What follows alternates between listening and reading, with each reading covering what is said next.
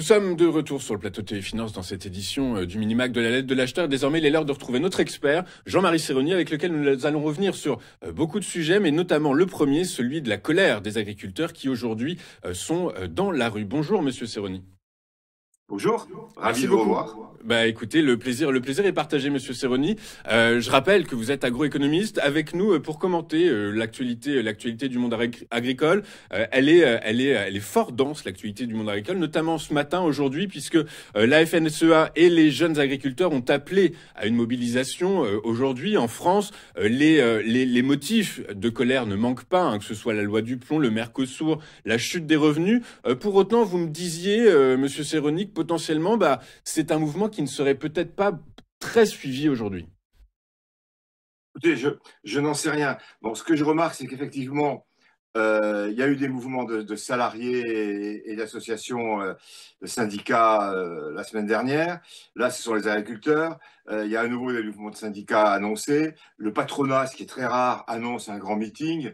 Donc, il y a un contexte aujourd'hui général et l'agriculture n'a pas voulu se mélanger avec d'autres opérations. Je pense qu'il va falloir regarder avec attention ce qui se passe et ça risque d'être très variable suivant les régions. Dans mon département, par exemple, du Calvados, la FNSEA locale a annoncé qu'elle ne bougeait pas. Dans l'Ouest, les agriculteurs aujourd'hui sont très occupés parce que c'est la récolte du maïs, des ensilages de maïs. Donc, je pense que le mouvement sera assez faible dans ce coin-là. En région parisienne, vraisemblablement, il sera beaucoup plus actif. Dans le sud-ouest, où il y a pas mal de souffrances, ça pourrait bouger aussi.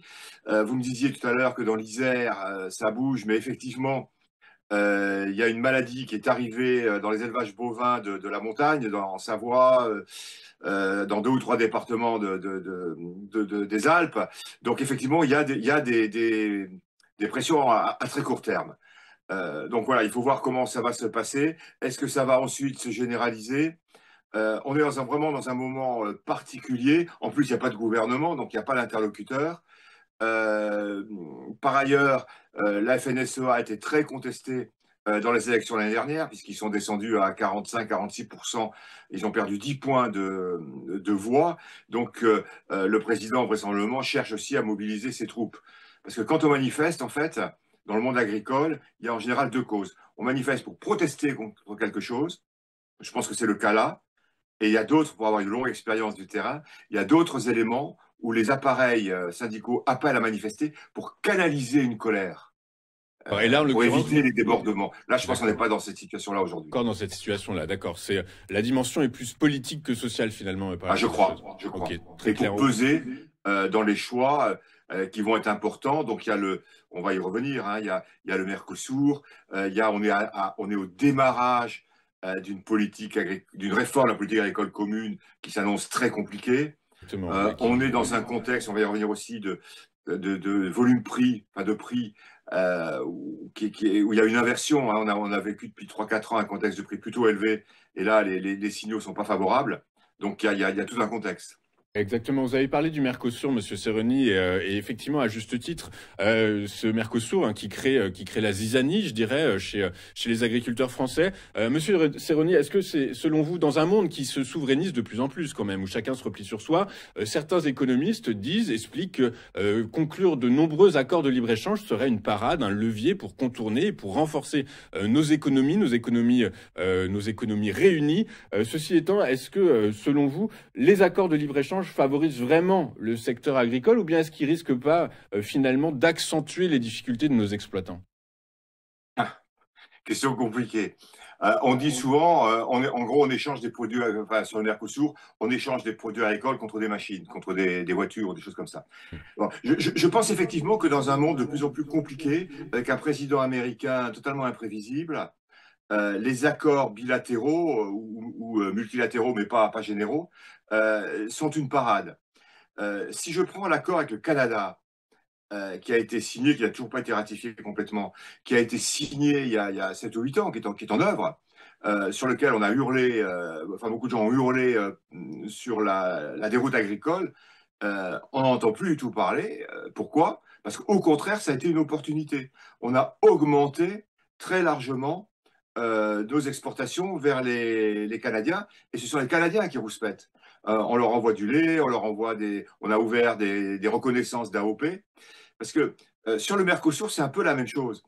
On a une tendance à crier sur l'aspect défensif. Vous entendez les producteurs de viande bovine, les producteurs de volaille, vous n'entendez pas les producteurs de lait, vous n'entendez pas les viticulteurs qui pourtant ont aujourd'hui des difficultés, on arrache des vignes. Pourquoi? Parce que l'accord Mercosur offre des opportunités pour les producteurs de lait, dans le secteur viticole. C'est bien sûr plus compliqué dans le secteur de la viande bovine. En même temps, quand on regarde les volumes, bon, c'est très très compliqué, c'est très très technique. Bon, c'est sûr que c'est pas favorable, ça c'est clair. C'est pas favorable à la viande bovine, mais les difficultés qu'il y a moins tout de suite, et qu'il y a eu en viande bovine, n'avaient rien à voir avec le Mercosur.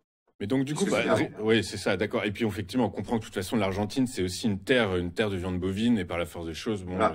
Et il y a une clause qui a été rajoutée grâce à l'action de la France. On n'arrivera pas à faire une minorité, je ne crois pas vraiment. À la force des choses, qu'est-ce que vous nous dites? C'est important de se battre, mais on a réussi à avoir quand même des clauses de sauvegarde, bon, qui sont contestées. Mais qui vont dans le bon sens, quoi. D'accord, donc finalement, vous êtes plutôt, laissez-moi essayer de comprendre, vous êtes plutôt pour ces accords de libre-échange, parce que vous nous dites qu'avec le Canada, bon, bah, les Canadiens, nous, on va raisonner franco-français, même si, bon, voilà, les intérêts de tout le monde doivent être protégés, mais vous dites que les Canadiens se sentent lésés. Est-ce que, aujourd'hui, avec cet accord de libre-échange avec l'Amérique latine, certains pays d'Amérique latine, les agriculteurs français sont lésés? Bah, c'est l'avenir qui le dira, hein. Alors, après, c'est un aspect de vision globale. Est-ce que, et on va revenir sur le sol du commerce extérieur, est-ce qu'on a vocation à exporter ou pas? C'est une vraie question politique, ça. C'est une vraie question politique. Mais si on a question à exporter, et je rappelle qu'on exporte à peu près la moitié de nos céréales, qu'un peu moins maintenant de 40% de notre lait, si on veut être une puissance exportatrice, il ne faut pas qu'on ait des réflexes défensifs et de fermer nos frontières. Si on ferme nos frontières, cette idée de dire on va fermer nos frontières pour ne pas importer et on va se battre pour exporter, ça ne tient pas la route. Ça tient pas la route. Et dans les accords de libre-échange, comme nous, notre force, c'est les produits de qualité, dans nos accords de libre-échange, on arrive à introduire la notion des AOP, la notion des protections d'origine, qui, par exemple, dans la politique américaine, ou enfin, sur le continent nord-américain, n'existe pas. Chez eux, ce sont des marques. Les signes de qualité, ils ne connaissent pas. Et donc, on arrive peu à peu à introduire ça, pareil avec le monde asiatique. Effectivement, et c'est favorable pour nos produits de qualité qui sont notre fleuron. Bien sûr, mais alors en sous-jacent, on comprend qu'effectivement, il y a peut-être un problème, c'est-à-dire qu'on parle beaucoup de notre souveraineté alimentaire. Ça fait des années, depuis le Covid, c'est revenu très clairement sur la table. La France veut être souveraine d'un point de vue alimentaire. Ceci étant, si on analyse les derniers chiffres publiés en juillet 2025, pardon, le solde des échanges agroalimentaires français reste excédentaire à 137 millions d'euros, mais en baisse de 448 millions d'euros par rapport à l'année précédente. Ça veut dire que finalement, est-ce que la souveraineté alimentaire est encore une réalité face à cette montée, à cette prise de puissance des importations étrangères? Alors, justement, il n'est pas impossible qu'en 2025, on soit globalement déficitaire. C'est pas impossible. Et ça serait du jamais vu depuis, je sais pas, 20, 30, 40 ans. Qu'est-ce qui se passe? Nos exportations se portent plutôt bien, notamment hors Europe. D'où l'intérêt d'ailleurs pour nous des accords internationaux. On importe de plus en plus. Ce qui veut dire que notre consommation est de plus en plus décalée par rapport à notre production. Ce qui interpelle beaucoup, plutôt que de crier contre les accords, de dire mais qu'est-ce qu'on produit? Et produisons plus pour notre marché intérieur, répondons mieux à la demande de notre marché intérieur. Le deuxième élément qui est important de voir, c'est que notre solde se dégrade au sein de l'Union européenne, pas sur l'extérieur. Sur pays tiers, au sein de l'Union européenne. Et donc, ça veut dire qu'on a des problèmes de compétitivité relative par rapport à nos voisins européens. Donc ça interroge aussi nos façons de produire, nos règles, nos normes, donc nos questions internes. Et enfin, notre souveraineté alimentaire, moi je crois que sur la partie agricole, elle n'est quand même pas menacée. Enfin, il faut qu'on réagisse, mais elle n'est pas menacée. Là où on a un vrai problème de souveraineté, c'est en amont de l'agriculture. On importe les 3/4 ou 80% de nos engrais. Et on a vu toute la question, la difficulté sur l'azote où on importait beaucoup venant du périmètre de l'Union soviétique et de la Biélorussie. Voilà, donc l'azote, c'est de l'énergie. Donc, il faut qu'on modifie nos process industriels. La potasse et le phosphore, qui sont les 3 éléments NPK, on n'en a pas. Donc, c'est vrai qu'il faut qu'on l'importe. Donc, c'est là qu'on est dépendant. On est dépendant sur les produits phytosanitaires. On fabrique beaucoup de produits de santé des plantes, mais à partir de molécules qui viennent d'Asie ou d'Inde. C'est exactement comme la chimie du médicament. Donc, c'est là qu'on est vulnérable. Sur les semences, on est très fort. On est le premier exportateur mondial. Donc là, on est fort. Et en machinisme, dans la mécanique, la machinerie, c'est pareil, on importe beaucoup. Donc on est dépendant en amont et on est dépendant aussi sur la main-d'œuvre, puisque la main-d'œuvre saisonnière qui est nécessaire pour la plupart pour beaucoup de récoltes, notamment en fruits et légumes, ce sont beaucoup des étrangers. Donc on a tout ça non pas à régler, parce que la main-d'œuvre saisonnière, on va toujours être amené à faire venir des travailleurs, mais il faut l'organiser. C'est ce que viennent de faire justement Agrial et Terrena qui ont annoncé se rapprocher d'un point de vue économique, d'un point de vue financier. C'est un géant de l'agroalimentaire français qui est en cours de construction, près de 12 milliards. C'est un géant qui pèserait 12 milliards, c'est gigantesque. Est-ce que c'est la solution justement pour renforcer la compétitivité de l'agriculture française, tout en intégrant les attentes sociétales en matière de durabilité et de transparence? Alors, le propre des coopératives, c'est qu'elles sont pilotées par des agriculteurs. Même une coopérative de 13 milliards d'euros est pilotée par un agriculteur. Ses membres, exactement. Je connais assez bien le groupe Agrial, puisque c'est dans ma région. Le président, là, qui vient de passer la main, mais le président et le directeur étaient tous les deux des ingénieurs agronomes, et pour la petite histoire, ils étaient la même promotion. Donc, ce sont des agriculteurs qui ont un sacré niveau, qui pilotent au nom des agriculteurs. Alors, est-ce que la taille ne facilite pas forcément la communication interne des agriculteurs? Mais les présidents de très grosses coopératives, les bons présidents, ce n'est pas toujours le cas, mais les bons présidents ont cette notion de gouvernance comme priorité. Alors, après, sur l'aspect économique, bon, j'ai pas mal d'heures de vol. Je me souviens dans la fin des milieu des années 90, après la grande réforme de la PAC, il y a eu un grand mouvement de concentration des coopératives, notamment des coopératives céréalières. À l'époque, j'étais en Picardie, parce qu'elles anticipaient des difficultés dans les exploitations agricoles.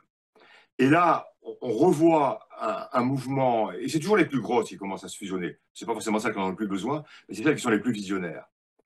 Donc là, on a ce phénomène en ce moment. Est-ce que c'est la même raison? Je serais tenté de le penser, qu'ils anticipent des difficultés soit au niveau de l'agriculture, soit au niveau de leur marché.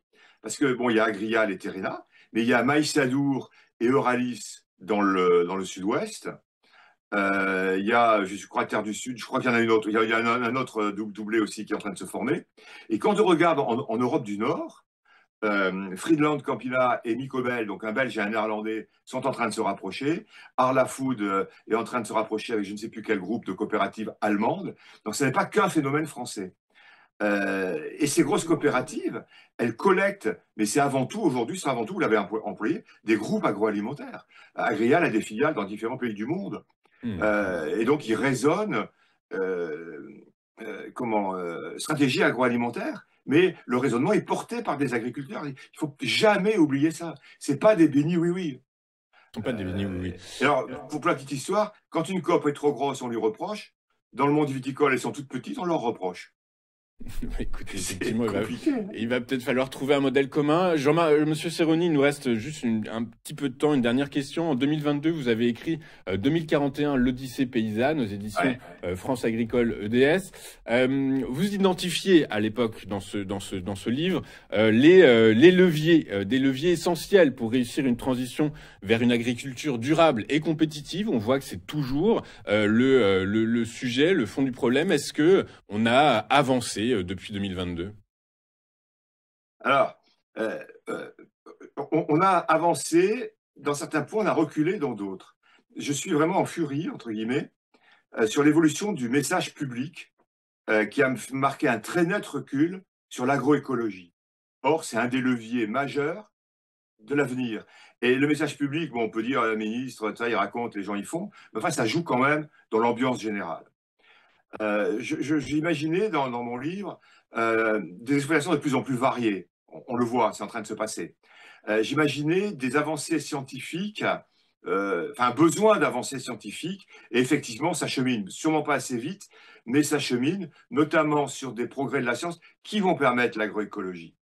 Ce que je n'avais peut-être pas assez marqué, c'est la dimension, l'importance de l'énergie. Je pense que je n'avais pas assez insisté. J'avais aussi beaucoup insisté sur la question des approvisionnements. Et là, on voit qu'on est en plein dedans et c'est compliqué. Et il y a un phénomène où là, je pense qu'on recule, c'est que l'avancée ne peut se faire que par une confiance forte entre la société, donc les consommateurs, que vous êtes, moi, vous et tout le monde, et les agriculteurs. Et là, je pense qu'on a un net recul. Tout ce qui s'est passé en début d'année avec la loi Duclos, c'est pas tellement la loi en soi, mais tout ce qui, la façon dont ça s'est passé, de court-circuiter le Parlement, de passer par derrière, etc. Ça a provoqué une défiance entre le monde agricole, enfin, des consommateurs vis-à-vis du monde agricole, qui est quand même grave et qu'il faut absolument relier et retrouver un gain de confiance pour avancer. Parce que le changement de système agricole qui est nécessaire pour aller vers moins de chimie ne peut pas se faire d'un claquement de doigts. Et je rappelle qu'un agriculteur, il fait 40, 45 récoltes dans l'année. C'est pas beaucoup. Et quand il fait une modification importante, vous comme moi, si on change de logiciel, si on change de... Ça joue pas sur notre paye. Eux, quand ils changent quelque chose, ils mettent leur casse-croûte en jeu. Donc ils ne peuvent y aller que progressivement. D'où la nécessité absolue d'une confiance réciproque. Et là, on a reculé. Bah écoutez, Monsieur Serroni, merci beaucoup d'avoir pris le temps d'être avec nous, d'avoir été avec nous ce matin, Monsieur Jean-Marie Serroni. Vous êtes agroéconomiste, spécialiste donc du monde agricole, et je vous en remercie beaucoup. Merci de vos paroles, de vos analyses. J'espère vous retrouver très bientôt dans notre émission. Et puis À bah, votre écoutez, je vous disposition. souhaite, c'est très gentil. Je vous souhaite une excellente journée, Monsieur Serroni. Nous, bah écoutez, on se retrouve d'ici quelques jours, et puis bah je vous souhaite une excellente journée sur Téléfinance.